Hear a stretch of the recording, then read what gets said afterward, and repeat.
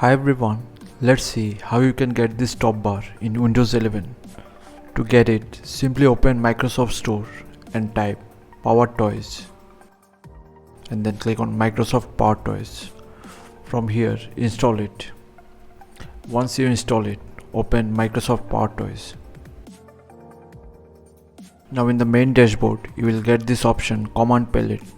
If you don't get it, in the left hand side, click on System Tools and you will get it under this. Simply click on it, go to its settings.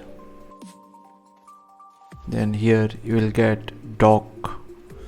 Click on it and simply enable the dock from here, and that's it. Now wait for few seconds for the information to load up.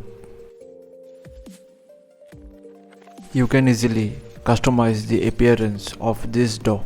Simply head over here, then click on the position and you can set it to left, top, right, bottom. Then you can set the theme mode to light or dark. Then you can set it to acrylic or transparent. And at the background you can set it to any color or image as per your choice. The top bar will look like this. You will get details about your CPU, memory, the internet down and up speed, the GPU utilized and date and time. So this is pretty much for this video. Stay tuned for more such Windows tips, tricks and tutorials. Thank you.